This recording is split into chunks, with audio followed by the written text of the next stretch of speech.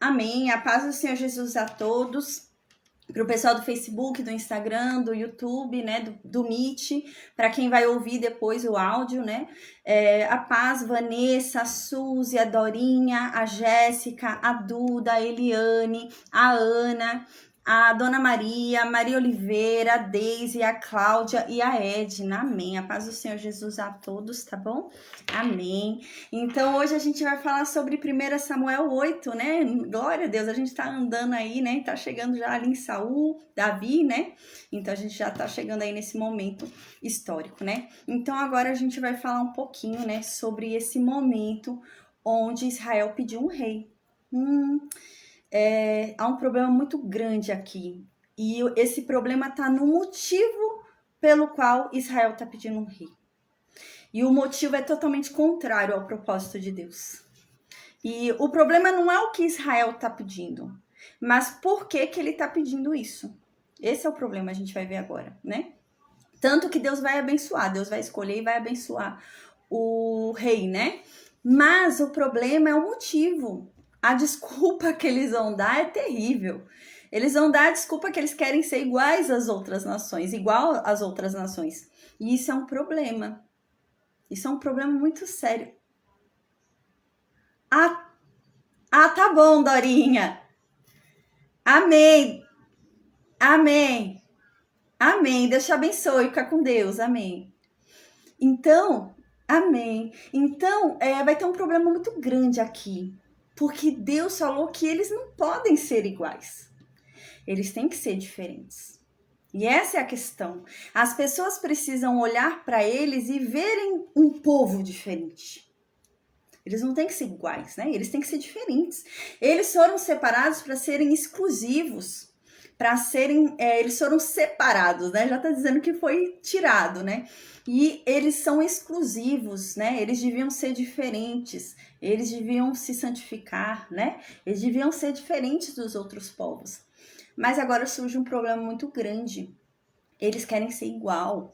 Eles vão olhar para os outros povos e vão querer ser igual àqueles outros povos, né? Esse é o problema. Ao invés deles darem exemplo e mudar as outras nações, né?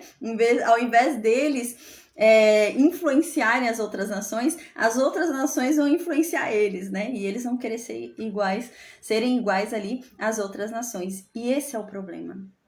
Esse é o problema do que vai acontecer aqui agora. Porque a gente vai falar um pouquinho sobre Deuteronômio, agora nesse capítulo.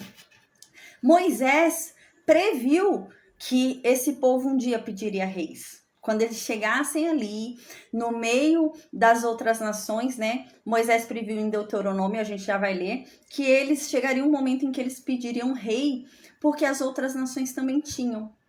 Mas Moisés havia falado um monte de coisas ali, né? Um monte de requisitos, quando Moisés fala isso. E o problema é que esse povo, ele tá pedindo um rei pelo motivo errado. A gente vai ver qual é o motivo que esse povo tá pedindo um rei. Além de ser igual às outras nações, eles querem ser iguais, tem um outro motivo muito sério, que eles vão pedir um rei por causa desse motivo. Tá? Então a gente vai falar sobre isso hoje, amém. Hoje à noite, 10 horas da noite, a gente vai ter aula extra também, tá bom, gente? A gente vai falar sobre bispo, presbítero e diáconos. Nossa, eu tô com uma dor de cabeça. Hoje eu tava o dia inteiro no hospital. Minha cabeça tá explodindo. Mas amém, vai dar certo, em nome de Jesus. Antes de começar a aula de hoje, eu queria falar sobre uma coisa muito importante. A palavra de Deus diz, né, que a vontade de Deus é boa, perfeita e agradável, né? E diz que tudo coopera para o bem daqueles que esperam no Senhor, né? Daqueles que creem em Deus. Aí, infelizmente, às vezes a gente, né, por conhecer o potencial de Deus, a gente conhece o potencial de Deus e a gente sabe que Deus cura, a gente sabe que Deus ressuscita, a gente sabe que Deus faz tudo, Deus pode fazer tudo. E o problema da gente saber o potencial de Deus é que às vezes a gente acha que Deus é um gênio da lâmpada. E às vezes a gente acha que Deus vai dar aquilo que a gente está pedindo. E quando Deus diz não, quando Deus não dá o que a gente está pedindo, a gente entra em crise. Não, eu sei que esse Deus pode. Porque não tá me dando, né? Às vezes a gente fica até mandando Deus fazer, né? Às vezes a gente já tá até lá falando, não, Deus, você pode fazer, então faz, né? A gente começa a falar até meio irado com Deus, né? Que é pra Deus fazer, como se Deus devesse alguma coisa pra gente, né? Como se a gente tivesse o direito de cobrar algo de Deus, né? Então, gente, esse é um problema muito sério na vida do crente, né? E todo cristão passa por esse momento na vida. E isso realmente é para experimentar esse cristão, né? Porque a verdade é que o crente, ele vive pela fé. O crente, ele não vive dos milagres que ele vê, né? Houve um tempo na história, né? Nunca se houve tantos milagres como quando Jesus veio e depois, né? No período ali de propagação. Por quê? Porque era necessário, né? Para a conversão, era necessário que o povo visse para crer, né? Era como Tomé. O povo precisava ver aqueles grandes milagres para então crer no que era falado. Mas hoje não, hoje já há uma pregação muito grande, né? Uma expansão muito grande ali do evangelho, né? E hoje dá um problema, né? Surge uma questão. Às vezes a gente ora para Deus e aquilo não acontece, né? Eu vou dar 2 exemplos aqui, né? Tem uma pessoa da minha família, né, que eu amo muito, e ela tá hospitalizada, né? Ela foi diagnosticada com câncer. E eu orei lá, orei, tenho orado em casa, gente, com muita fé mesmo, sabe? E essa pessoa vem piorando. Ela vem piorando, agora ela tá na UTI, não fala mais, não se movimenta. E ela vem piorando, né? E é nesse momento que a gente realmente percebe, né? Que a gente é impotente. A gente não pode fazer nada, né? Mas aí é que tá, né? Aí é que tá a cabeça do cristão, né? Vou dar outro exemplo agora. Quando eu fui no hospital, eu tava com 5 meses de gravidez. E eu fui no hospital, não senti dor nem nada, eu fui fazer um ultrassom de rotina, de 5 meses e pouco, e o coraçãozinho do meu bebê tinha parado. Ele estava morto dentro da minha barriga. E naquela hora, né, aí a médica saiu da sala, tudo, eles falaram pra mim que eu tinha perdido o meu bebê tinha falecido, ele teve um infarto dentro da minha barriga. Eu comecei a orar. Eu comecei a chorar, é claro, e orar sobre a minha barriga. Eu falei, Senhor, o Senhor pode ressuscitar, ressuscita meu filho. E, gente, eu tive tanta fé. Às vezes as pessoas dizem que o negócio não aconteceu porque a gente não teve fé. Não é isso, gente. Eu vou falar algo agora que é muito importante. Quando algo está escrito na palavra de Deus, não se trata de quem recebe, se trata de quem dá. Então, por exemplo, é o caso da sunamita com o Eliseu, o profeta Eliseu. O profeta Eliseu chega na sunamita e fala para ela, olha, daqui a 1 ano você vai ter um filho. E ela não creu, ela não acreditou, mas ela teve. Porque não se trata da fé de quem vai receber, mas se trata da palavra de quem está falando. Se Deus está falando, Deus vai cumprir, porque independente da tua fé, não importa a tua fé, foi Deus quem falou. Então, o que está ali em questão? O caráter de Deus, né? Então, Deus cumpre, né? O caráter de Deus é irrevogável, né? Então, ele não vai anular a si mesmo, então ele vai cumprir. Por isso que a palavra de Deus diz, né? Que ele é fiel a si mesmo, ele não anula, né? Por causa disso, né? Então, o que acontece? Surge um grande problema agora. Porque eu sei quais são as promessas de Deus que estão na Bíblia. Eu sei quais foram as palavras de Deus lançadas e que estão na Bíblia. Eu sei quais são. E eu começo a invocar essas palavras. E foi Deus quem disse. Deus disse que ele ressuscitava mortos, né? E eu começo a invocar, foi o que eu fiz com meu filho, né? As 4 perdas que eu tive, eu fiz isso. Então eu comecei a invocar a palavra de Deus. Na tua palavra diz que o Senhor ressuscita mortos. E é nisso que eu creio, na tua palavra. E comecei a invocar a palavra dele. E o problema é que quando a gente invoca a palavra de Deus, e o negócio não acontece, né? Igual, infelizmente, meu filho, ele não ressuscitou, né? Infelizmente não ressuscitou. Eu tive que passar por um parto, porque eu já tinha mais de 5 meses. Então eu tive que sofrer, tomar hack, peridural, eu tive que tomar anestesia, passar por um parto. E, gente, eu criei, até o último minuto, eu pedi pra fazer outro, antes de passar por tudo isso, eu pedi pra fazer outro ultrassom. A minha fé tava grande, não era questão de fé, não. Eu falei, não, faz outro ultrassom que vai aparecer o coração do meu filho batendo. E a gente foi pra outra sala fazer outro ultrassom. Eles ainda ficaram com raiva de mim, eles falaram, você tá passando pela melhor médica, porque foi no Hospital das Clínicas, né? Tá passando pela melhor médica. Eu falei, não, eu não quero ofender a médica, mas eu quero outra sala e outro aparelho, né? E não aconteceu, gente. Não aconteceu. E o que a gente faz quando isso acontece, né? Todo cristão passa por esse momento na vida dele, né? E nesse momento você entra em crise. Porque foi ensinado para você que Deus é um gênio da lâmpada. Você pediu, ele tem que dar. E se ele não te der? Ah, Deus não existe. Ah, Deus perdeu o poder. Deus já não é mais o mesmo de antes. Deus está dormindo, né?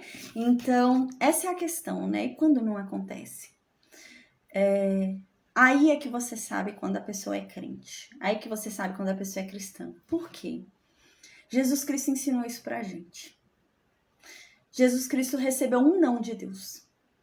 Na história, teve um não que Jesus recebeu. Jesus falou para Deus: Deus, tá difícil. Jesus sabia o que ia acontecer com ele. Ele falou: Deus, tá difícil. Eu não quero passar por isso.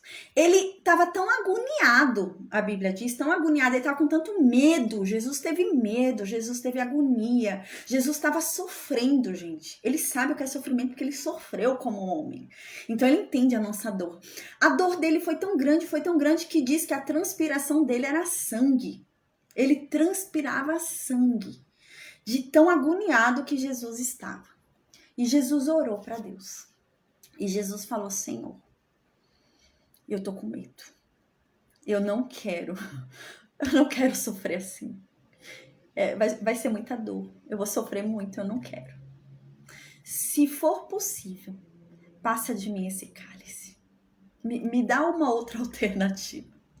Se for possível, né, me faz passar por outra coisa que eu sofra menos. Mas não me faz sofrer tanto. E Deus disse não. Deus disse não para Jesus. E sabe o que a palavra de Deus diz? A palavra de Maria Oliveira, vocês não estão... Gente, vocês estão conseguindo ouvir? Tá ouvindo bem? Maria Oliveira, eu vou pedir para você dar uma olhada no seu volume aí, do seu celular. Então, qual é o problema, né? Deus disse não. Deus disse não para Jesus. Então, a Bíblia diz, gente, olha o que a Bíblia diz. A Bíblia diz que Jesus se aperfeiçoou na obediência. Jesus chegou na perfeição. E qual é a perfeição? Qual é o maior nível da perfeição? Quando a gente chega no maior nível, o auge da perfeição, qual que é? É obedecer o não. E foi o que Jesus fez.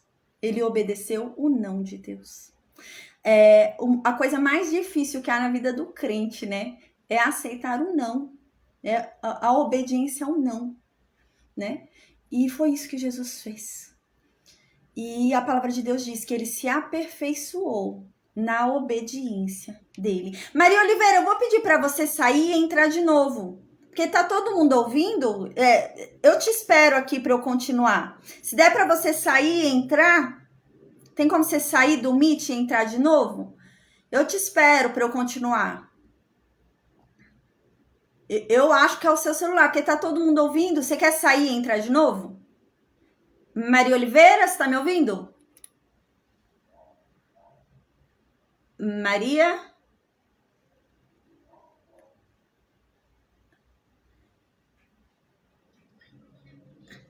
Não, é a Maria Oliveira.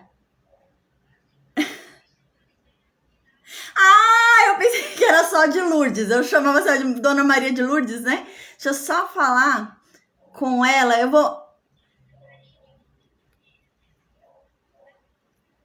Eu vou mandar aqui escrito, eu acho que ela não tá me ouvindo.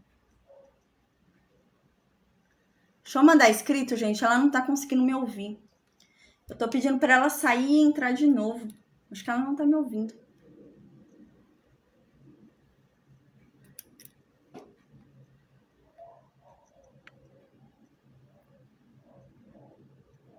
Então. Ela leu, mas não tá entendendo, ela não tá me ouvindo.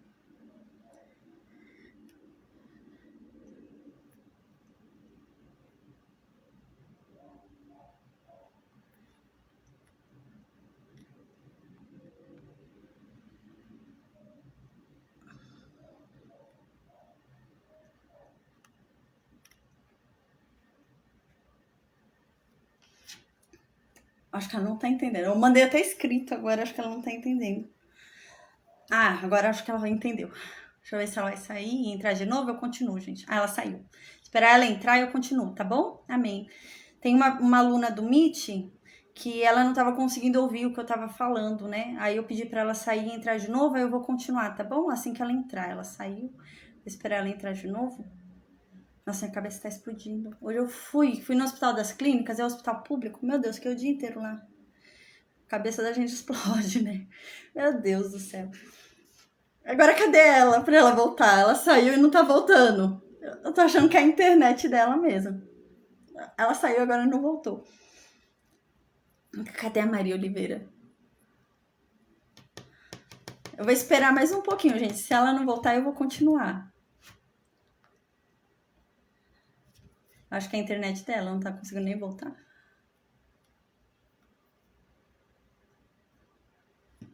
Eu vou esperar um minutinho, no máximo 2, gente, pra não atrasar. Ai, ela voltou. Oi, Maria, voltou. Você tá me ouvindo agora?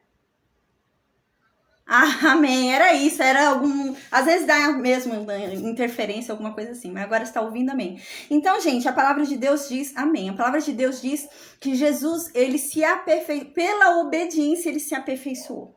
E qual é o maior nível de obediência? É a obediência ao que a gente não quer. Jesus não queria ir para aquela cruz, gente. Jesus não queria sofrer o que ele sofreu, não. Ele fala isso. Ele não queria, não era a vontade dele, mas ele se aperfeiçoou em obedecer o que ele não queria, né? E é isso na vida do cristão, né? É a gente se aperfeiçoar em obedecer o que a gente não quer. Eu não queria ter perdido meu filho, né? Eu orei a Deus, chorei, implorei ali a Deus, né? E não foi, não aconteceu. Mas sabe o que é a diferença de um crente e de um cristão? É que essa pessoa, ela tem que crer na soberanidade de Deus. Deus, ele é soberano. E a gente tem que entender isso nesse momento. Se Deus é soberano, ele não é obrigado a me dar o que eu quero. Ele é soberano. Ele pode me falar não. Ele não é obrigado. A gente às vezes acha, né, porque ele pode, ele tem que fazer, né? Ah, Deus pode curar, então ele tem que curar. E quando ele não cura? E quando a pessoa morre, né? Então aí aquele que não entende isso se revolta contra Deus. E Deus não tem nada a ver com isso, é a vida natural da queda, né? Então, essa é a questão, né? A questão é, no meio da nossa frustração, a gente tem que crer na soberanidade de Deus, a gente tem que crer que Deus é justo, a gente tem que crer na justiça e no juízo de Deus, e a gente tem que viver de fé. É isso que a palavra de Deus diz. Eu tenho que viver de fé, de que a minha promessa, né, a minha vida de alegria não é nessa terra. Deus nunca disse isso. Mas ele prometeu que na vida eterna, ninguém mais será separado de ninguém. Então, na vida eterna, eu vou reencontrar os meus filhos, os meus 4 filhos. Eu vou ter muito filho na vida eterna. Amém. Eu vou encontrar meus 4 filhos, gente. E nesse dia, ninguém mais vai me tirar eles. Nada mais vai me separar deles. Por uma eternidade inteira. E é isso que Deus diz, né? E eu tenho que crer nisso, gente. O justo vive pela fé. Então eu tenho que viver pela fé do quê? Pela fé de que ele vai me curar nessa vida? Pela fé de que eu, né, vai ressuscitar alguém nessa vida? Não. Eu tenho que viver na fé da promessa. A fé no que ele prometeu. Ele me prometeu que haverá um dia em que Jesus vai voltar e Jesus vai pegar todos aqueles que são dele. Então, essas pessoas vão viver 1000 anos nessa terra e vão curtir essa terra, porque Satanás vai estar lá preso. Então, você vai curtir muito essa terra. Vão ser 1000 anos para você estar com seus filhos, todos que foram salvos, vão estar juntos, feliz da vida, né? Então, depois desses 1000 anos, né? Depois do Armagedon ali, a gente vai para Jerusalém Celestial, né? E então a gente vai viver eternamente, gente, com aqueles que nos foram roubados nessa vida pela morte. Então, a morte que nos afastou de alguém por causa da doença, né? A doença levou à morte e nos afastou de alguém. O aborto, né? me afastou daquela pessoa por causa da morte, né? Mas lá não vai ter outra morte. Deus não vai deixar o pecado se levantar pela segunda vez. Então não haverá mais morte, né? E é disso que o crente tem que viver, né? O crente não tem que viver de milagre. Por isso que muita gente, né, vai e fala: ah, você não foi curado porque você não teve fé. Ah, você não recebeu tal coisa porque você não teve fé. Já me falaram isso. Gente, pelo amor de Deus, mais fé do que quando eu orei ali na minha barriga, pelo amor de Deus. Eu já orei sobre pessoas e pessoas foram curadas. Você acha que eu tinha mais fé quando eu orei sobre essa pessoa ou quando eu orei sobre o meu filho, né? Mas não foi. E eu tenho que acreditar nisso, na soberanidade de Deus. Deus não é obrigado a me dar nada. E às vezes o meu milagre é esse, né? Às vezes o meu milagre é eu estar aqui falando de um Deus que me permitiu perder 4 filhos. Porque não é todo mundo que faz isso, né? Não é todo mundo que vem pregar, amar um Deus que te permite sofrer, né? Mas a questão é essa. Paulo diz, a Bíblia diz pra gente, né? A gente tem que estar preparado para aflição. A Bíblia não disse pra gente estar preparado para alegria. Ela não disse isso. Ela diz pra gente estar preparado para o sofrimento. Mas que todo sofrimento a gente deve passar com alegria se estivermos na presença de Deus, porque cada sofrimento será recompensado no grande dia. Cada lágrima será enxugada, né? Há também a parábola, né, do rico e de Lázaro. Gente, Lázaro sofreu muito nessa terra, mas lá, né, a parábola diz, lá ele vai ser recompensado por cada lágrima, por cada choro, por cada sofrimento, e a alegria dele vai ser tão grande, mas tão, porque a gente não vai perder a memória, tá, gente? Na ressurreição a gente não perde a memória. Eu vou lembrar de tudo na minha vida, a Bíblia diz isso, né? Então a gente vai se lembrar de tudo. Só que não haverá vergonha. Igual, por exemplo, eu cometi pecados na minha vida, né? Então lá na Jerusalém Celestial, no reino milenar, eu posso encontrar uma pessoa que eu cometi pecado com ela, né? Ela me ajudou a pecar ali, né? E ela se converteu também. E quando a gente se encontrar neste momento, a Bíblia diz que a gente não vai ter vergonha mais, né? A gente não vai sentir mais. É difícil hoje, né? Hoje a gente sente vergonha, né? Se a gente encontrar a pessoa, a gente fica de cabeça baixa, com vergonha, né? Mas nesse dia não terá mais vergonha. A Bíblia diz isso, né? E é isso, o crente tem que entender isso, o crente tem que viver disso. A fé nesse dia, no dia do juízo, é a fé nessa promessa que Deus deixou. Não é a fé na promessa de que Deus vai ressuscitar, porque eu tô orando que ele vai ressuscitar. Ele pode. Mas eu tenho que entender que ele é soberano para dizer não, mesmo ele podendo. Né? Deus podia falar que sim para Jesus e arrumar uma outra forma. Devia ter alguma outra forma. Ele podia arrumar algum jeito, né, de Jesus sofrer menos. Podia, né? Mas não, a gente tem que entender, né, a soberanidade de Deus. E a soberanidade de Deus está em me falar não, né? Ele é maior do que eu, então eu tenho que aceitar o não dele. Eu não vou ficar insistindo. Ele é maior do que eu. Falou não é não. Sabe um pai que fala não pro filho? É não, acabou. É não, né? Então é essa a questão do crente, né? Às vezes a gente acha que Deus é obrigado porque ele pode. Porque meu Deus é um Deus que cura, meu Deus é um Deus que ressuscita. E na hora que eu preciso, eu oro e ele não ressuscita. Então eu fico com raiva. Deus não ressuscitou. Ele ressuscita e não ressuscitou, né? Como se Deus fosse obrigado, né, a fazer alguma coisa, porque eu tô falando, né? Ele não precisa fazer nada para mostrar o poder dele, gente. Às vezes a gente ora, né, falando para Deus manifestar o poder que a gente tá pedindo, manifestar o milagre que a gente quer, porque a gente quer que ele mostre o poder dele através daquele milagre, né? Eu já vi muita oração assim, né? Aí a gente fala, Senhor, mostra sua glória nesse milagre, manifesta o seu poder e tal. E nada acontece. Deus ele não precisa mostrar o poder dele. Deus não precisa manifestar nada, ele já mostrou. E a gente tem que viver de fé de que aqueles poderes realmente são de Deus. Né? A gente não tem que viver hoje esperando um milagre acontecer para eu crer. Não, tem que viver da fé de que aqueles milagres são verdadeiros e Deus hoje é o mesmo daqueles tempos que ele fazia aqueles milagres, né? Pode ser que ele faça, sim, ele ainda faz milagres. Tem milagres extraordinários que ele faz hoje, né? Vida mesmo tiveram milagres extraordinários que ele fez. Mas é isso que eu peço? Não. Né? Ele não é obrigado. E eu tenho que entender isso. Igual teve um tempo que eu tinha que fazer uma cirurgia nos ossos. E eu tinha muito risco de morte, de infecção, por causa da imunidade baixa, por causa dos remédios que eu tomo. Tava fazendo quimioterapia, tudo. E eu tinha que colocar uma prótese no joelho. E eu orei e acreditei. Gente, eu fui fazer a ressonância de novo, o osso voltou à vida. Voltou à vida, não é cresceu nem nada, voltou à vida. Era um osso que estava morto, era um osso que estava necrosado.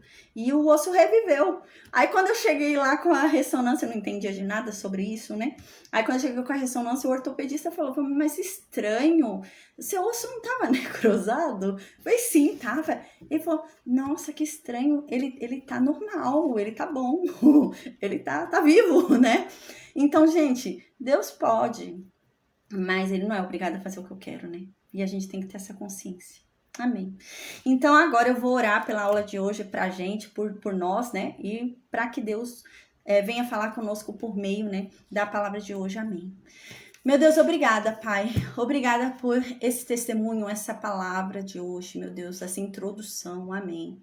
E obrigada, Pai, por estarmos aqui reunidos, Pai, diante da Tua presença, diante do Teu Santo Espírito, meu Deus, na presença do Teu Santo Espírito, diante da Tua Santa Palavra, Pai. Amém.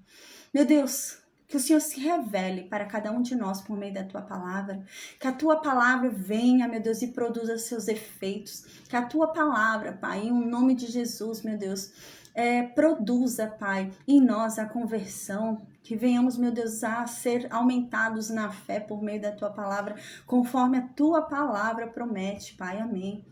Que o Seu Espírito Santo venha e nos convença, meu Deus, de todos os nossos pecados, que venhamos a nos arrepender verdadeiramente e nos transformar, meu Deus, nos transformar no Teu Santo Espírito. Amém, meu Deus. Venha falar conosco de uma forma simples, de uma forma clara, se revela para nós. Meu Deus, que o Senhor, em nome de Jesus, nos proteja de todo o mal. Amém. Amém. Então, gente, a gente lembra no capítulo anterior, no capítulo 7, né? Houve algo extraordinário ali, né? A gente lembra, o povo de Israel estava ali há 20 anos já reclamando, né? 20 anos depois da volta da arca, né? Ficou 20 anos ali depois da volta da arca ali, que foi para Criate Jearim. O povo chorava, lamentava, né? E então Samuel reuniu aquele povo e falou, gente, é verdadeiro esse choro de vocês? Essa lamentação de vocês é verdadeira?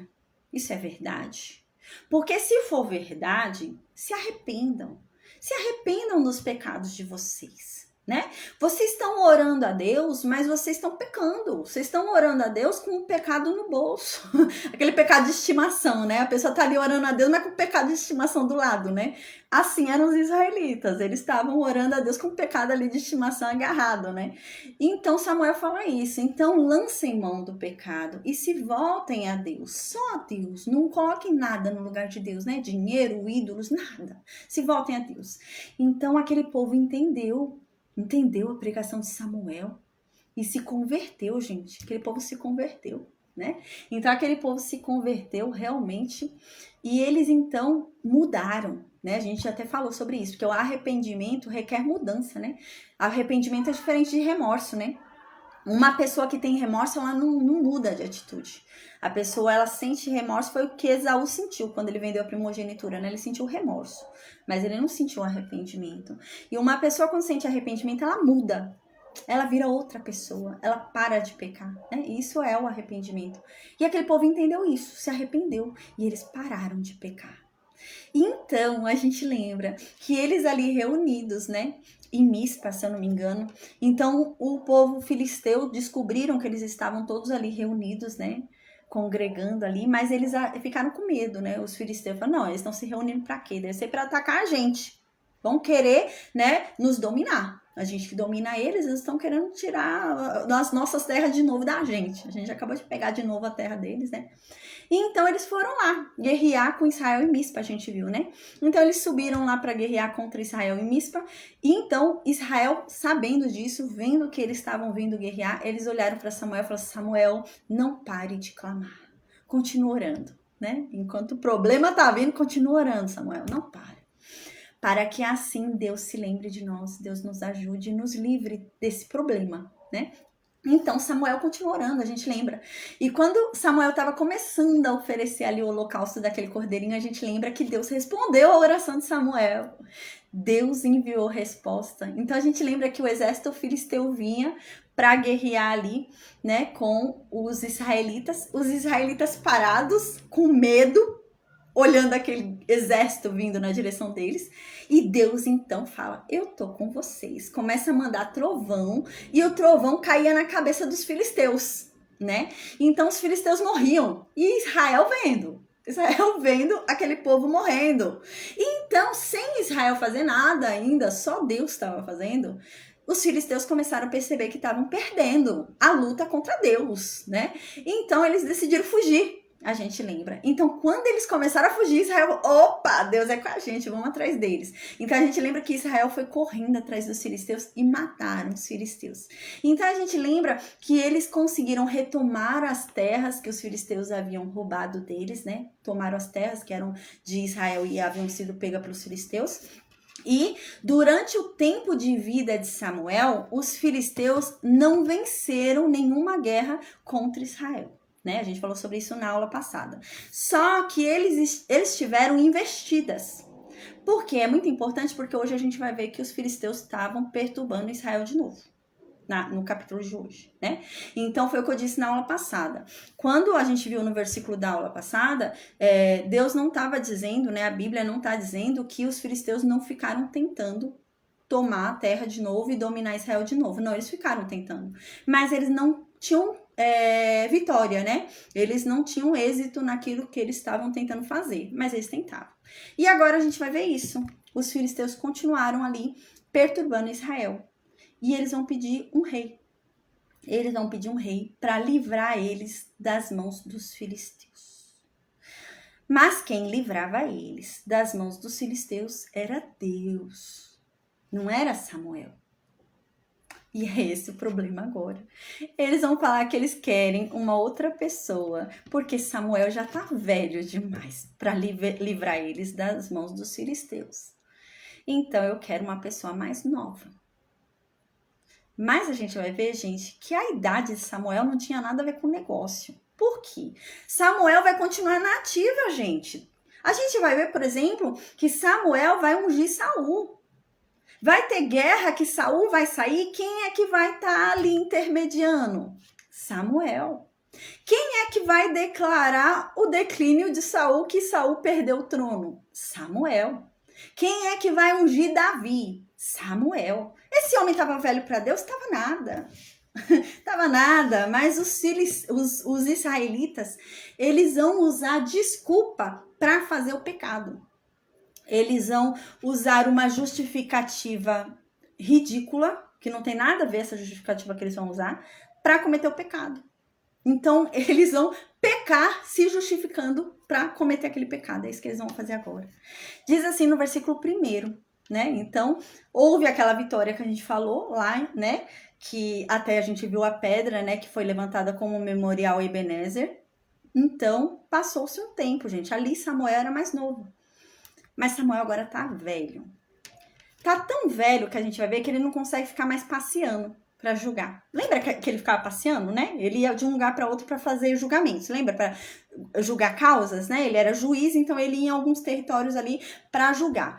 Só que agora Samuel tá tão velho, mas tão velho, que ele não aguenta mais ficar andando para ir nos lugares julgar. Então ele não vai conseguir mais fazer isso.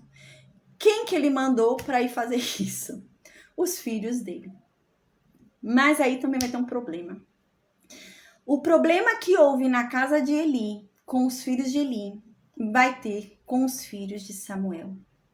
Os filhos de Samuel são pecadores. Os filhos de Samuel, eles não seguem a Deus. E isso é um problema. Então diz assim agora no versículo 1. Tendo Samuel envelhecido, constituiu seus filhos por juízes sobre Israel. Foi o que eu falei. Gente, quem era juiz aqui? Era Samuel. Samuel não deixou de ser juiz, tá? Os filhos dele Sabe aquela coisa assim, por exemplo, ai, meu trabalho tá muito difícil, vou levar meu filho para ele me ajudar no meu trabalho? É isso que Samuel tá fazendo, entende? Tá muito difícil para Samuel, ele já é idoso, já é velhinho, então ele já não consegue ficar mais passeando, andando para ficar julgando causa, ajudando o povo. Então ele agora fala: meus filhos vão me ajudar no meu trabalho. Então ele chama os filhos dele para ajudar ele no trabalho dele. Mas de quem era o trabalho? De Samuel. Quem é o juiz? Isso é importante para a gente entender por que Samuel vai se sentir ofendido. Porque Samuel vai se sentir ofendido com esse pedido aqui, tá? Então é importante a gente entender isso, tá? Então a ofensa não foi para os filhos de Samuel, foi para Samuel. Porque quem é que era juiz? Samuel, né? Mas Samuel, diante dessa dificuldade de locomoção, falou: eu vou chamar meus filhos para eles irem me ajudando. Amém, Mateus, Doca, amém. E então ele chama os filhos dele para ajudarem ele, entende? Então é nesse sentido. Juiz, quem é? É Samuel. Samuel é o juiz. Mas ele já não tinha mais condições de ficar andando para lá e para cá, tá velho, então ele fez o quê? Vai, meus filhos, me ajudar no meu serviço. Então, meus filhos vão em Berseba lá julgar para mim, porque eu não consigo mais passear e andar até Berseba, uma caminhada longa, eu já tô velho. Foi isso que ele fez, Samuel. Mas ainda era juiz. Ele era o juiz, não os filhos dele, né? Mas os filhos dele estavam auxiliando ele ali no serviço. Então, no versículo 2 diz que os filhos dele se chamavam Joel e Abias, né? Joel era o mais velho. E eles foram, então, ajudar o pai dele a julgar causas aonde? Em Berseba. Onde é que Samuel morava? Ramá. Onde é que fica Ramá? Efraim. Onde é que fica Berseba? Judá. Gente, era longe. Tinha que passar ali por Benjamim para descer, era longe, era uma caminhada longe. Então ele não ia mais, era muito longe Berseba de Ramá. Então ele já um velhinho, né, idoso, então foi lá os filhos dele julgar. Então os filhos dele iam lá decidir causas. Então os filhos dele iam lá em Berseba, todas as pessoas que tinham causas para julgar trazia para quem? Para os filhos de Samuel. Então, a tal pessoa roubou minha ovelha, né? E ela roubou mesmo, né? Quem vai julgar? Os filhos de Samuel, né? Então, tal pessoa tá me devendo dinheiro, né? E me deu menos. Quem vai julgar? Samuel, né? Então, qualquer coisa que fosse ali, quem julgava? Os filhos de Samuel. Então, no versículo 3 vem uma informação muito importante. Mas os filhos de Samuel não andavam nos caminhos de Deus. Agora surge um problema. É um juiz injusto. Como que alguém vai decidir uma causa se ele não é justo? Lógico que ele vai decidir com injustiça. Ele não é justo. Então esse começou a ser um problema. E qual que era o problema aqui? Qual que era a injustiça que eles praticavam? Eles amavam o dinheiro. Então, eles amavam a riqueza. Então, eles aceitavam subornos. E eles decidiam a favor de quem pagava eles, ainda que aquela pessoa estivesse errada. Então, por exemplo, o meu vizinho roubou minha ovelha. Tem uma testemunha de que ele roubou minha ovelha. E eu levo minha testemunha para os filhos de Samuel. Eu falo, aqui a testemunha, ele roubou. Mas o outro pagou. Não, me dá o ganho de causa que eu te pago aqui, 300 ciclos, né? E ele decidia, mesmo com a testemunha, ele decidia a favor do que pagou para eles, né? Então começou a ter esse problema. Eles começaram a perverter o direito. Então eles começaram a decidir de forma injusta. E isso era porque eles davam benefício para quem tinha mais. Então, o pobre perdia e aquele que tinha mais dinheiro ia sempre se beneficiando, né? E isso era sabido por Israel. Então, os anciãos de Israel decidiram ir falar com Samuel. Porque os filhos de Samuel se perverteram, né? Não seguiam o caminho da justiça, não seguiam o caminho de Deus, né? Julgavam errado as causas, né? Então eles foram, se reuniram lá, né, todos os anciãos de Israel que decidiam. A gente lembra que o papel do ancião era muito importante, né? Cada tribo tinha seus anciãos, né? Os anciãos eram as pessoas mais velhas e mais sábias, né? A gente observa que na Bíblia tem muito essa questão de você compreender que os mais velhos têm mais sabedoria, porque tem mais tempo de vida, tem mais experiência, né? Então eles são mais sábios. Realmente, se você pegar uma pessoa de 10 anos ou uma pessoa de 70 anos, uma pessoa de 70 anos tem bastante sabedoria por conta da experiência dela. Assim é a praxe, né? Tem algumas exceções, é claro, de pessoas de 70 anos que não tem tanta cabeça, né? Mas que não aprenderam nada com a experiência, então não tem sabedoria. Mas era assim, via de regra ali, né? Então eles instituíam anciãos, os sábios, né? Com mais idade ali, e eles representavam toda aquela tribo, né? E eles decidiam pela tribo, né? Eles falavam em nome da tribo, eles decidiam pelas tribos. E esses homens foram até a casa de Samuel. Então eles foram lá até Ramá, na casa de Samuel, em Efraim. Então eles disseram para Samuel: vê, já estás velho, e teus filhos não andam pelos teus caminhos. Constitui-nos, pois, agora um rei sobre nós, para que nos governe como o tem todas as nações. Então aqui a primeira desculpa deles: você tá vendo, Samuel? Você já tá velho. Você não aguenta nem mais ficar passeando para julgar as causas, Samuel. Você já tá muito velho, tá vendo? Você não aguenta nem sair da sua casa mais, Samuel. Tá muito velho. Não aguenta mais, não. Você não aguenta caminhada longa, você não aguenta mais a rotina de ficar passeando para ficar julgando todo mundo. Você tá muito velho, Samuel. Já não dá mais para você ser juiz sobre nós, né? Então eles falam que já não dá mais para Samuel julgar. Eles estão falando isso. Olha, Samuel, já não dá mais para você julgar sobre nós. Você já está muito velho. Né? Então, você já tá muito velho, pode ser que você fale aí coisa que não tem nada a ver, né? Porque você já tá com uma idade avançada, vai falar bobagem. Então, não. E você também não pode ficar andando para decidir as coisas, tá cansado, não consegue pegar muito serviço, então você já tá velho. Além disso, além de você já estar velho, os seus filhos também, eles não andam nos caminhos corretos, né? Então, provavelmente, aqui eles falaram qual é o problema dos filhos de Samuel, né? Aqui não diz, mas devem ter falado com Samuel com o problema dos filhos de Samuel. Então, eles vão e falam para Samuel: tá vendo? A gente tem um motivo para estar aqui pedindo o que a gente vai pedir. O primeiro, você já tá velho demais. Né? Já tá velho demais para ser juiz sobre nós aqui, para ajudar a gente com relação aos filisteus. Já tá velho demais, Samuel. Você não consegue nem julgar uma causa em Israel, quanto mais ajudar a gente com relação a uma guerra contra os filisteus. Tá muito velho, Samuel. Fora isso, né? Os seus filhos também não conseguem fazer esse serviço, não, que eles são pervertidos. Não dá, né?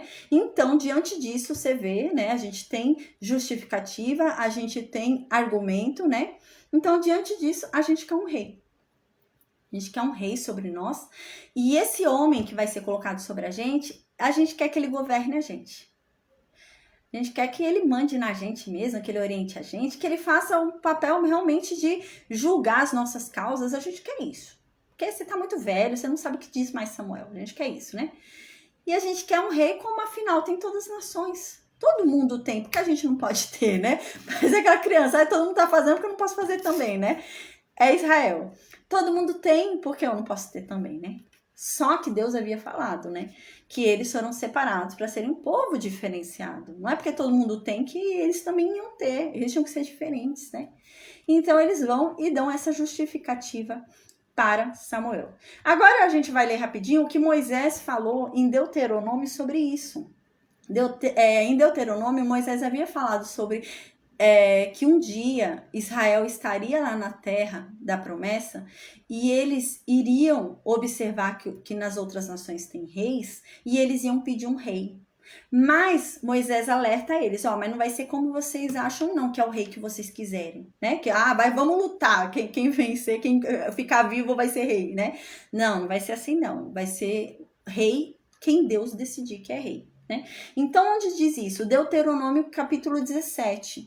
No versículo 14 a 20 diz assim: quando vocês entrarem na terra que te dá o Senhor, teu Deus, e a possuíres, e nela habitares, e vocês disserem: estabelecerei sobre mim um rei, como todas as nações que se acham ao meu redor.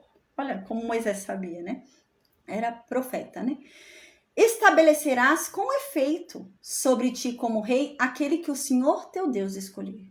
Tá, vocês podem ter um rei. Quando vocês pedirem, vocês podem ter. Mas não vai ser de qualquer jeito.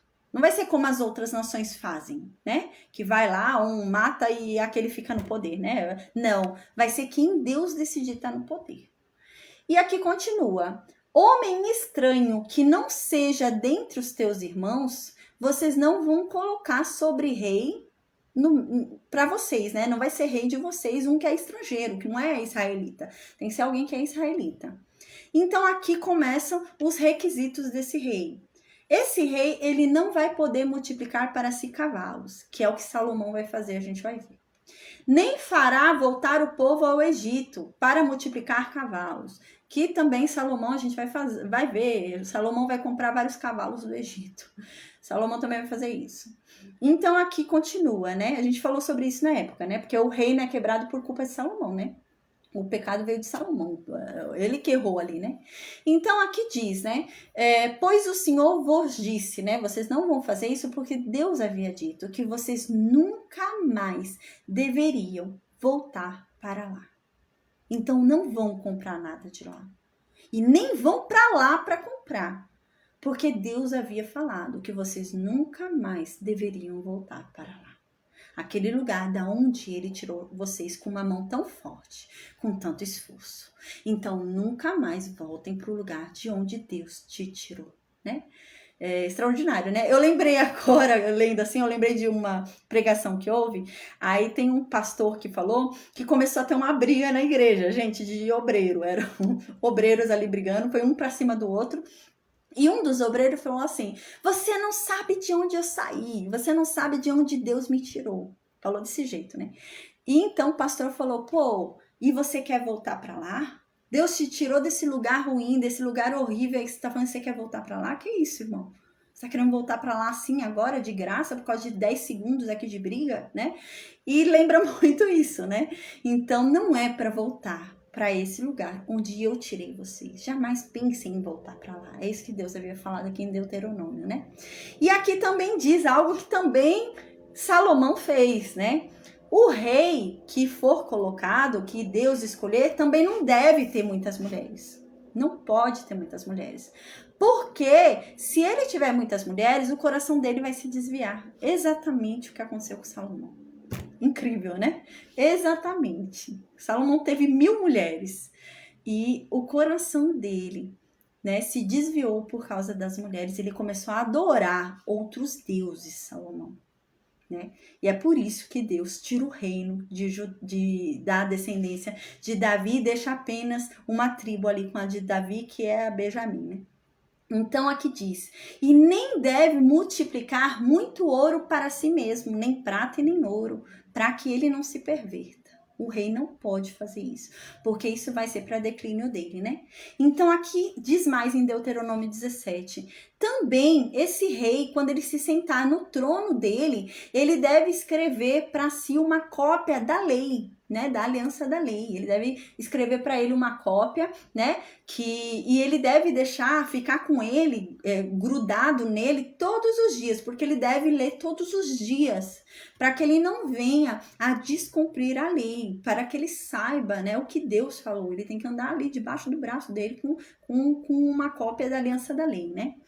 Então aqui continua, né? Isto fará para que o seu coração não se eleve sobre os seus irmãos e não se aparte do mandamento, nem para a direita e nem para a esquerda, de sorte que prolongue os dias no seu reino, ele e seus filhos no meio de Israel.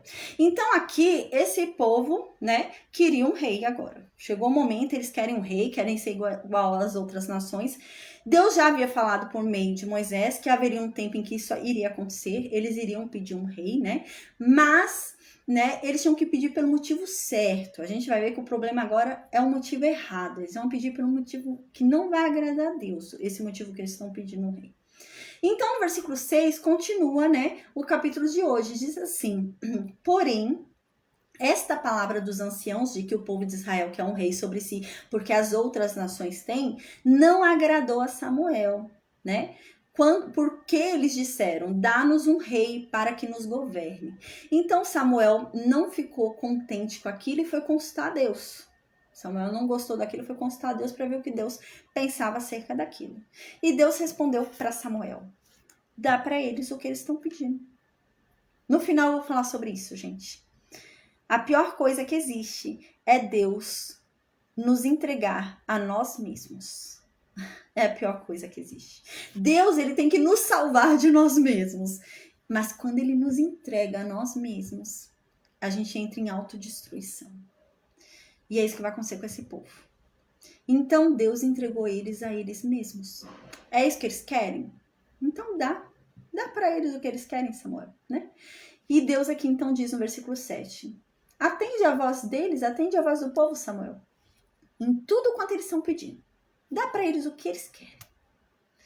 Pois a verdade, Samuel, é que eles não estão rejeitando a você. Eles estão rejeitando a mim. Eles estão falando que não querem mais que eu reine sobre eles. Entenderam aqui? Samuel estava magoado. Porque Samuel era o juiz. Então imagina, né? Ele deve ter ficado bem magoado, gente. Ele era o juiz. Ele julgava as causas, né? Ele foi levantado por Deus para julgar as causas ali, decidir o que é certo, o que é errado, né? Quem tá certo e quem tá errado em tal demanda, né? Então agora o povo de Israel chega na porta dele e fala que não quer mais ele como juiz. Eu quero um homem diferente, você já tá velho demais. Eu quero um rei para fazer o seu serviço. Você não presta mais para mim. Você não serve mais para mim. É isso que o povo de Israel fez para Samuel. E Samuel se ofendeu com isso. Samuel não gostou não. Samuel se sentiu ofendido, né? Como assim? Eles estão falando que não me querem mais como juiz. Eles querem que outra pessoa julgue as causas deles. Eles não me querem mais. Eles me disseram que eu sou muito velho, né? Então ele ficou magoado. E Deus fala para Samuel, Samuel, não fica magoado. Porque eles não estão rejeitando você. Porque eu escolhi você. Eles estão rejeitando a mim. Porque a verdade é que eu governo sobre eles através de você. Não é você que governa sobre eles, Samuel. Sou eu que te uso. Você é meu profeta. Eu te uso para falar com eles. Se eles estão rejeitando você, eles me rejeitam porque eu te uso. Então, né, no versículo 8, diz assim, segundo todas as obras que fez desde o dia em que o tirei do Egito até hoje, pois a mim me deixou e a outros deuses serviu, assim também o fez a ti. Ah, que triste. Aqui Deus está falando o quê? Samuel, eu já estou acostumado. Esse povo, desde que saiu do Egito, eles vêm rejeitando a mim. Que diferença que há agora? Estão rejeitando mais uma vez. É isso que Deus está falando. Deus está falando, desde que eu libertei esse povo vem me rejeitando. Não vem me obedecendo. Desde que eu libertei eles. Quantas vezes nesse caminho eles me largaram, me abandonaram para servirem outros deuses? Muitas vezes. E agora não é diferente, Samuel, né?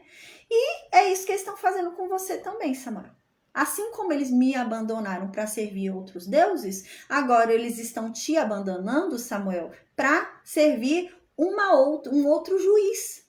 Eles decidiram que querem uma outra pessoa para eles servirem. É isso que eles estão fazendo, Samuel. Eu já estou acostumado.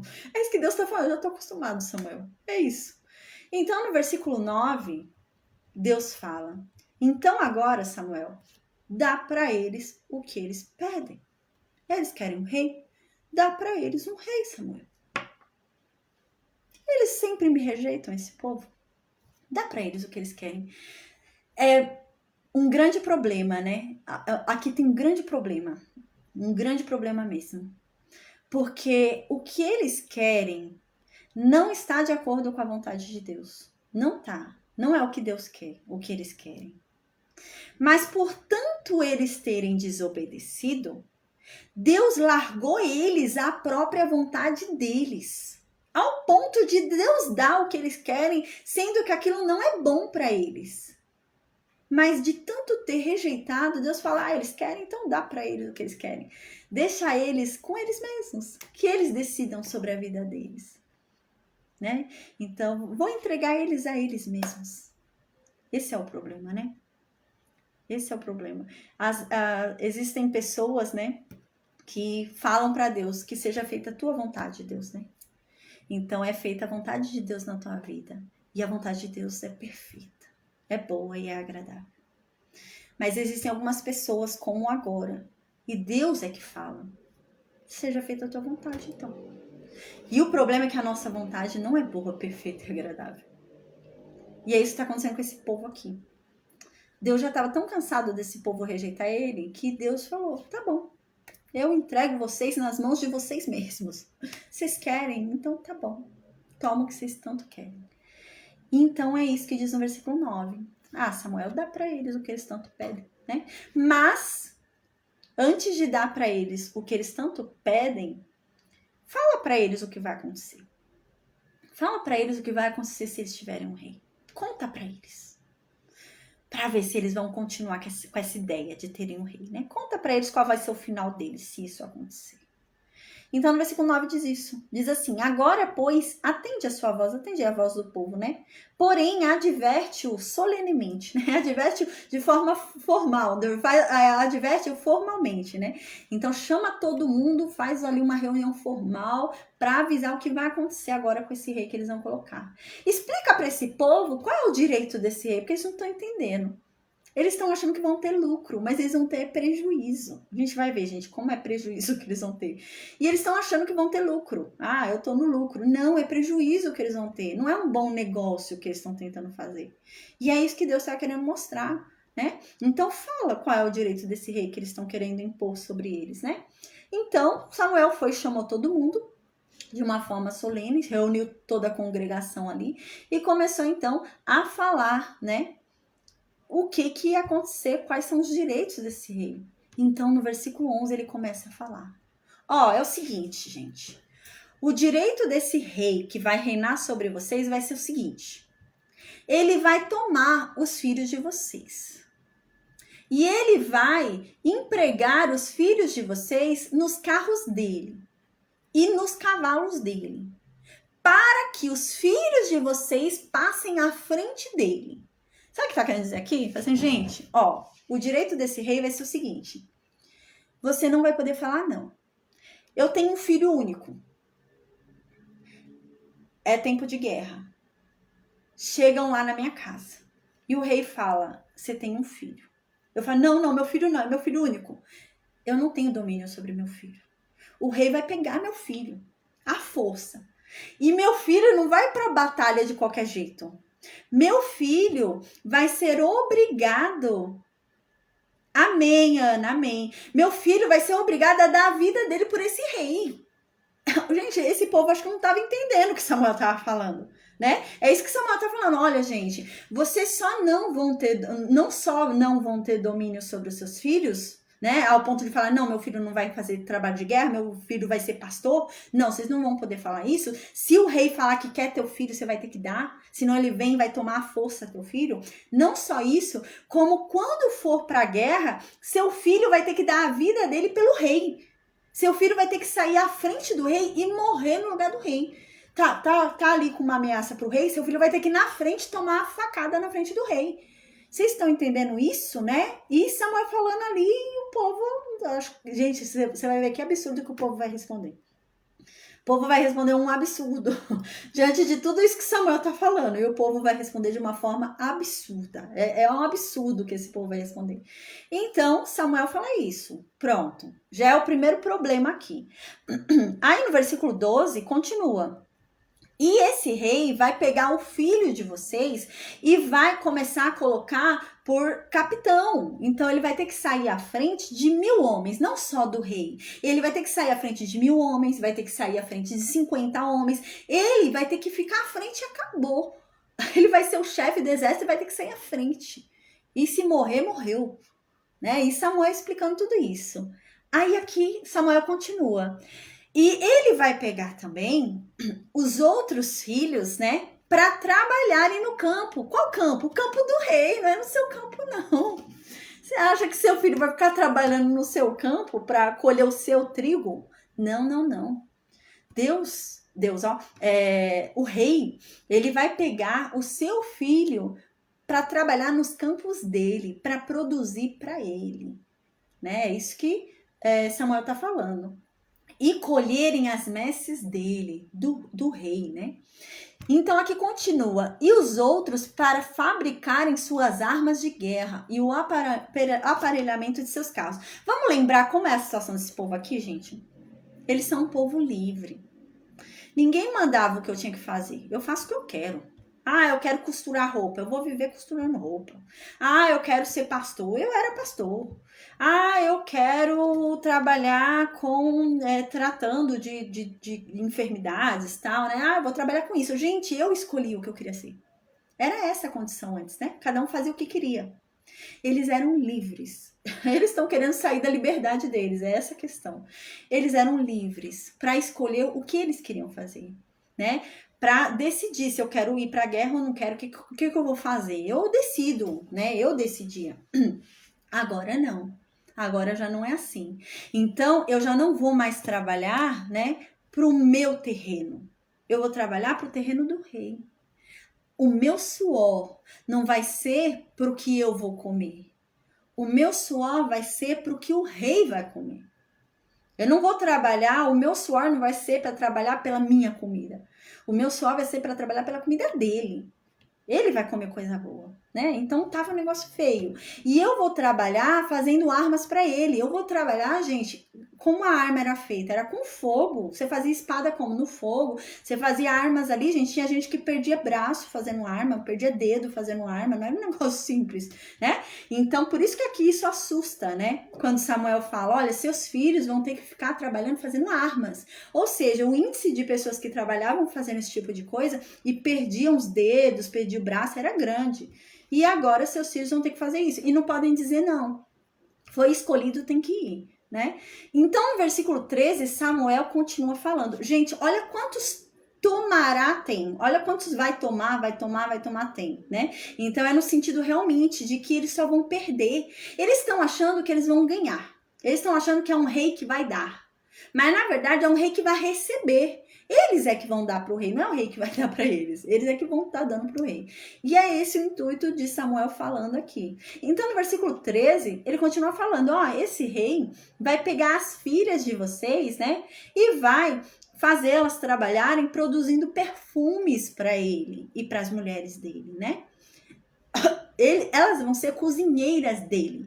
Hoje elas cozinham na casa de vocês para vocês. Né? As filhas de vocês faz lá uma comidinha para você, mas agora não, ela vai fazer comida pro rei e você vai ter que se virar dentro da sua casa, porque sua filha tá trabalhando para quem? Pro rei. E aqui continua, e elas vão fazer pão para quem? Pro rei. Dentro de casa não vão não, elas vão ficar fazendo pro rei, você dentro de casa vai ter que se virar, né? Além de que ele vai pegar também como concubinas, a gente vai ver mais pra frente que vai tomar ali as filhas como concubinas, tudo, né? Então é tudo isso. Aí no versículo 14 continua falando que esse rei vai pegar mais coisas, né? O negócio não tá sendo de lucro, né? Mas o povo não vai ver isso. Então no versículo 14, Samuel continua dizendo, não só isso, gente.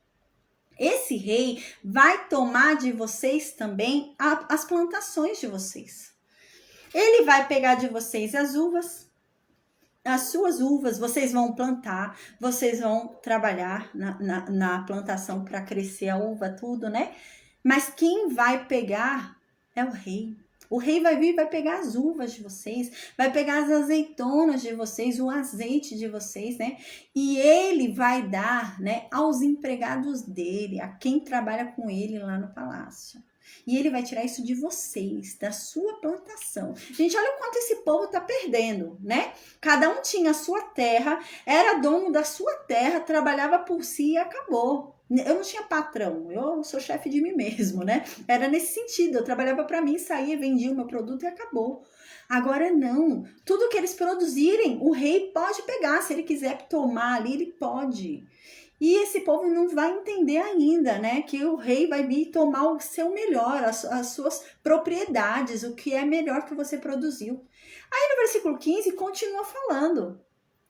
Ele vai, né, pegar o dízimo das suas sementeiras e das vossas vinhas para dar aos oficiais dele e aos servidores dele. Que dízimo é esse aqui, gente? Não é o dízimo de Deus, tá? o dízimo de Deus vai continuar sendo entregue a Deus. A gente vai ver, né? O dízimo vai continuar sendo entregue aos levitas, os sacrifícios vai continuar sendo feito, é tudo normal. Aqui é um dízimo a mais. Eles não têm que pagar o dízimo para Deus? Agora, se o rei quiser, vai, não, vai ter que pagar um dízimo para mim também. Vai pagar um dízimo para Deus e um dízimo para o rei. Vai pagar 20% da sua renda, vai pagar 20% das suas coisas, da sua propriedade. E esse povo não tá entendendo. Esse povo não pegou ainda aqui o que vai acontecer, né? E Samuel tá falando, ó, se ele quiser, ele pode pegar o dízimo. Vocês vão ter que dar o dízimo para Deus e mais o dízimo pro rei, e vocês vão ficar só com 80% que sobrar, porque o dízimo é do melhor. Então vai pegar o dízimo do melhor para Deus e o dízimo do melhor pro rei. E vai sobrar o quê? O ruim, né? Os 80% ali que sobrar é seu. Então aqui, gente, não bastasse isso, vai tomar mais coisa ainda, diz no versículo 16. Esse rei também vai tomar os escravos de vocês. Vai tomar os empregados de vocês, né? Vai tomar as escravas de vocês, as empregadas de vocês. Vai tomar de vocês os melhores jovens que tem aqui na sociedade. Vocês vão perder, porque o rei vai querer o melhor para ele. O melhor não vai ser para a sociedade, vai ser para ele. E Deus está falando tudo isso por meio de Samuel e esse povo. Para eles pensarem bem se eles querem um rei. Então aqui continua. E os vossos jumentos e os empregará no seu trabalho. Então ele vai vir e vai pegar animal de vocês também, se ele quiser, né? Vai vir pegar ali um tanto de animal. E o animal de vocês vai trabalhar para o rei. Não é para vocês não, vai produzir para o rei. Então aqui no versículo 17 continua mais. Se esse rei quiser, ele vai pegar o dízimo também dos animais. Não é só da colheita não. Ele vai pegar o dízimo, vai ser a gente lembra, né, que tem os primogênitos ali que são dados a Deus, né, a gente lembra, né, e tem o dízimo ali também de Deus. Mas aqui vai ter também o do rei, se ele quiser. Se ele quiser, ele também cobra um tributo aí de vocês, e cada um é obrigado a dar 10% aí dos seus animais. Todo mês, todo ano, né? Então, também, era todo ano, né? Então, é o que houve anual, o que houve o rendimento anual. Então, você vai me entregar 10% aí dos seus animais no ano. Então, aqui continua, não terminou, né? Diz assim, esse rei vai pegar o dízimo dos seus animais e vocês vão ser escravos dele.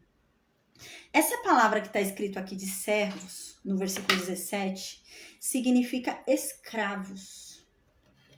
Samuel está deixando muito claro que eles eram livres.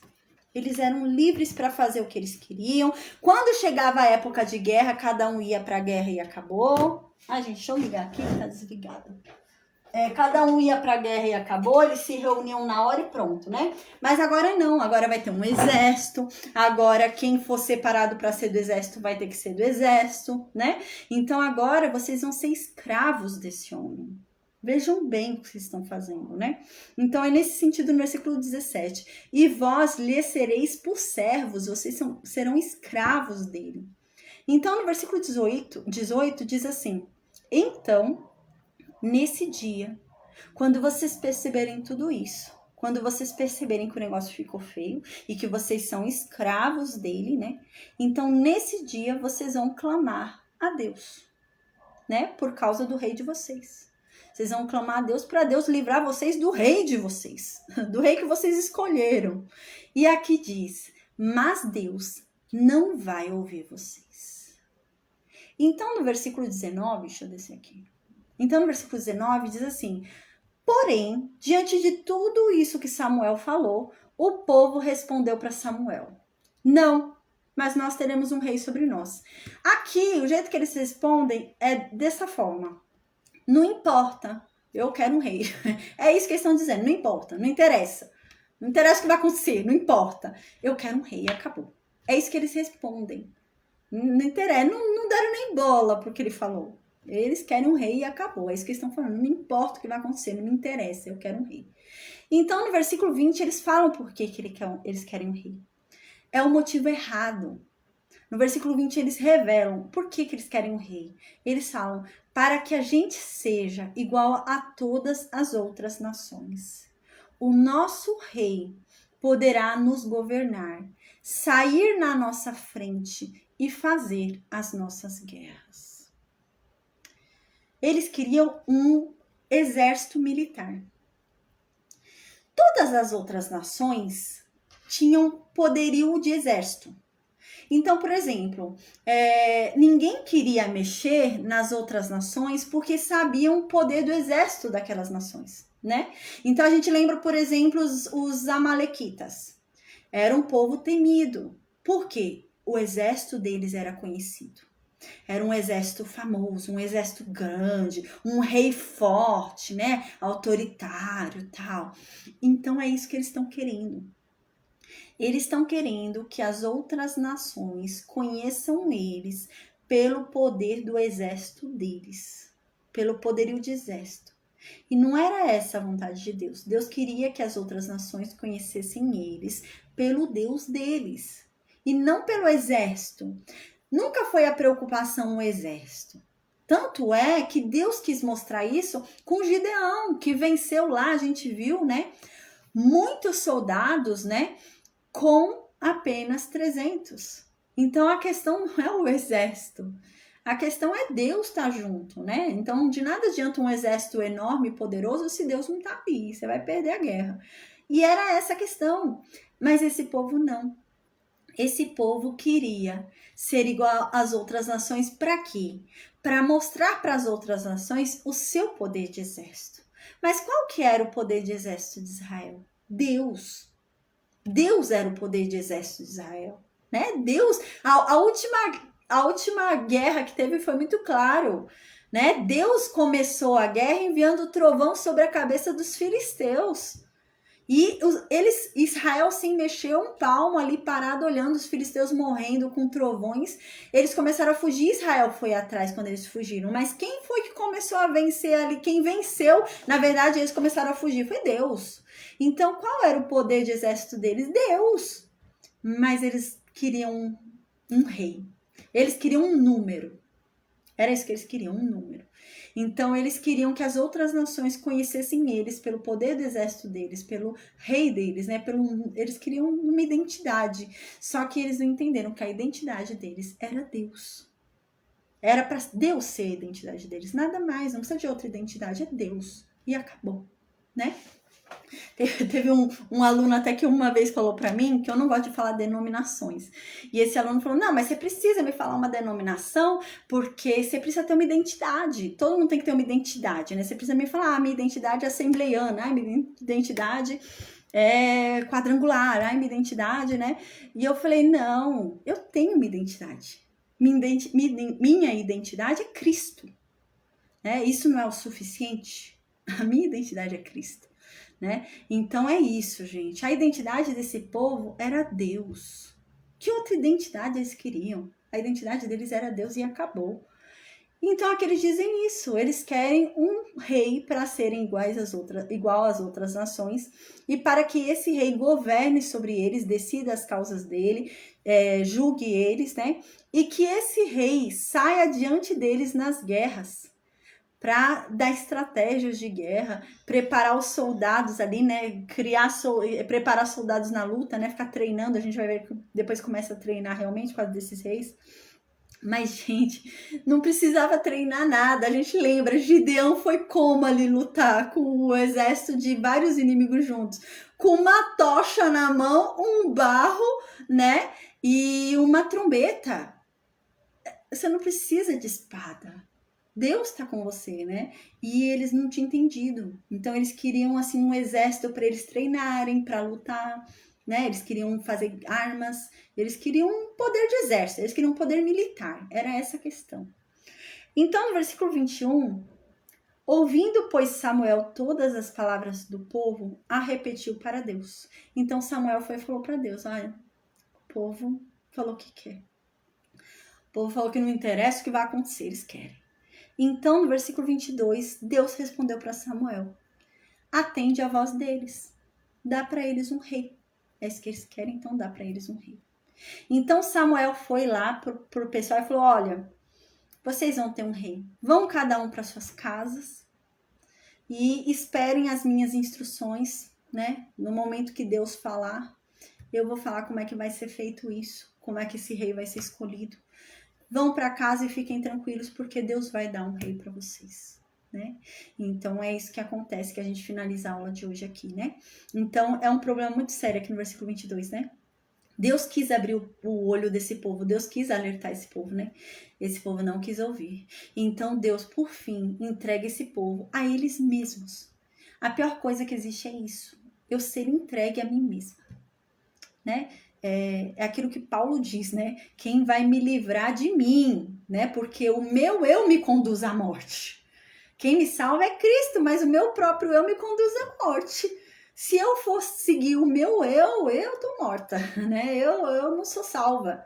E é essa questão, né? Aí que tá o problema, quando Deus te entrega a você mesmo. Deus te entregou a você mesmo, tá bom, então tá por conta, né? E é isso que vai acontecer agora. Esse povo foi entregue a eles mesmos. Quer ter um rei? Então vai ter um rei, né? E a gente vai ver que não vai dar certo. Esse negócio de rei, gente, sabe o que é incrível agora que eu lembrei para falar? Quando você vê, historicamente falando, se você for contar o tempo de reis, é menor do que o tempo de juízes. Ou seja, teve muito mais sucesso com juízes do que com reis. Teve muito mais sucesso da outra forma, né?